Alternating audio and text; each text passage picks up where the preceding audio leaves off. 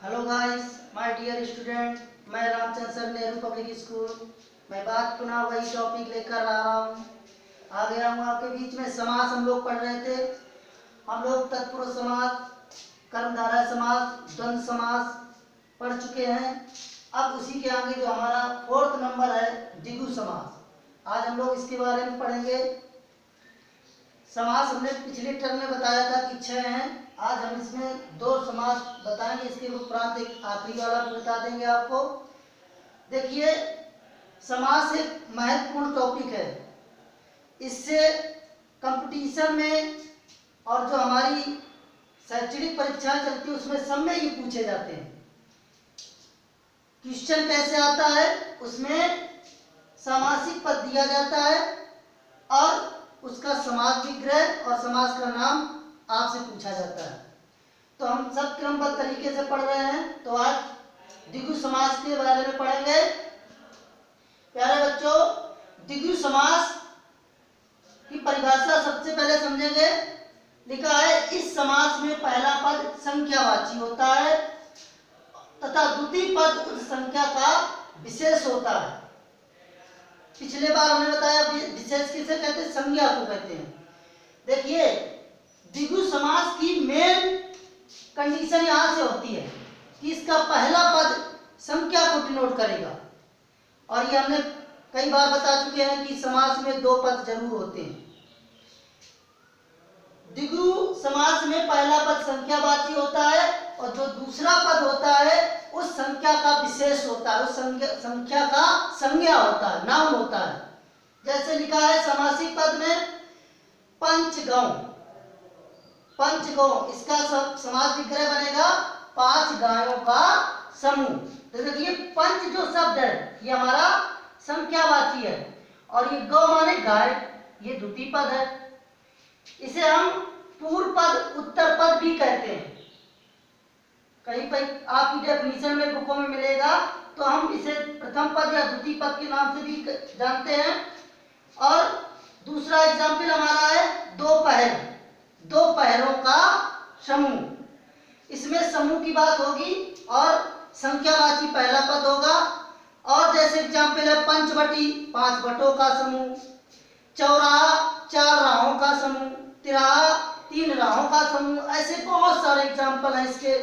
तो हम लोग समझ गए होंगे, इस समास में पहला पद संख्यावाची होता है और द्वितीय पद उस संख्या का विशेष होता है। अगला हमारा समास है अव्ययी भाव समास। 5 नंबर का है अव्ययी भाव समास। इस समास की परिभाषा बहुत सरल है और इसकी एक हमने नोट लगा के लिख दिया है। कहीं पर ये शब्द दिख जाए आप आंख बंद करके अव्ययी भाव समास बता सकते हैं। परिभाषा इसकी समझें।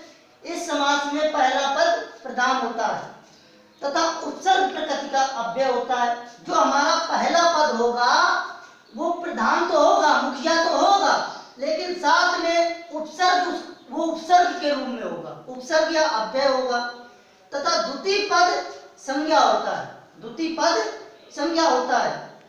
और इसकी खास पहचान देखिए, इस समास में जो पहले पद होंगे उसमें हर, प्रति, यथा, भर, आदि उपसर्ग अव्यय से प्रारंभ होंगे। तो हम लोग इनके एग्जाम्पल देखेंगे आगे। देखिए यहाँ आइए आप लोग, समासिक पद हम लिख लेते हैं।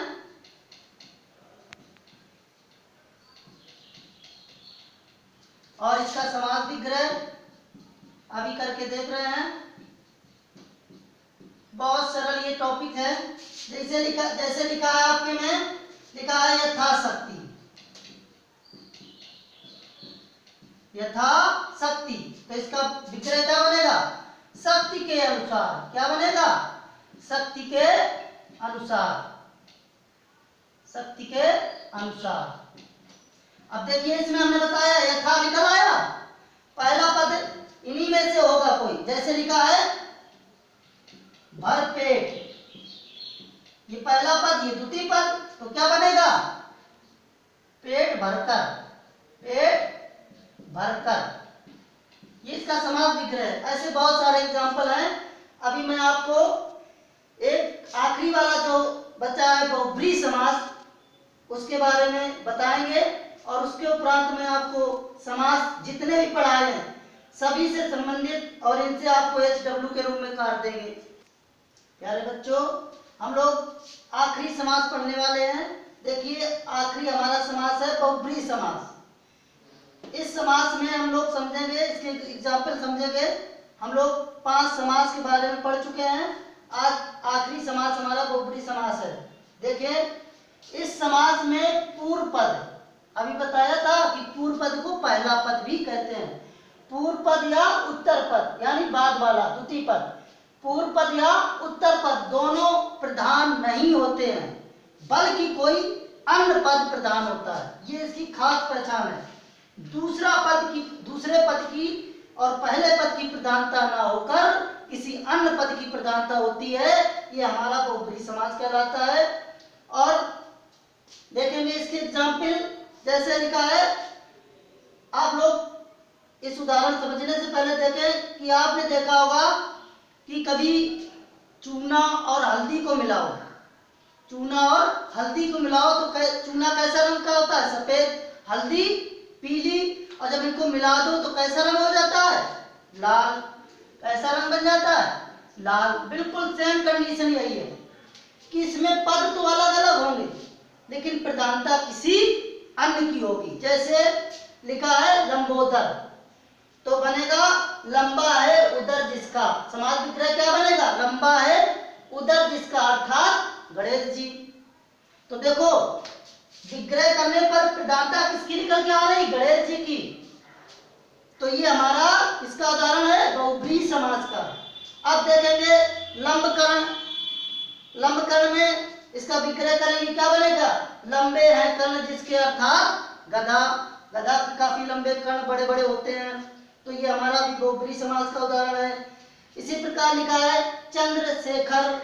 चंद्र है जिसके शिखर पर, अर्थात शिव जी, शंकर जी। और एग्जाम्पल है नीलकंठ। नीला है कंठ जिसका, अर्थात शंकर जी।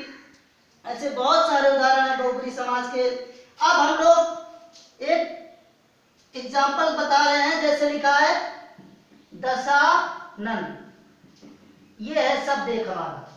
अब आप लोग कह रहे हैं इसमें 10 संख्यावाची है तो द्विगु होना चाहिए, लेकिन नहीं, इसमें तीसरा अर्थ निकल रहा है। 10 है आनन जिसके, अर्थात रावण। अब संख्यावाची यही अंतर होता है द्विगु समास और बहुब्रीहि समास में। द्विगु में संख्यावाची होगा लेकिन तीसरा अर्थ नहीं निकलेगा, तीसरे पद की प्रधानता नहीं होगी, जबकि बहुब्रीहि में तीसरे पद की प्रधानता होगी। 10 है आनंद जिसके, अर्थात रावण। तो ये बहुत सारे उदाहरण हम लोगों ने समझे। आज से हमारा ये समास वाला टॉपिक समाप्त होता है। इसके समस्त एग्जाम्पल आपको मैं प्रोवाइड करा रहा हूँ। आप अपनी कॉपी में नोट कर हमें भेजें। जहाँ पे प्रॉब्लम हो, समस्या हो, हमसे संपर्क करें। Thank you.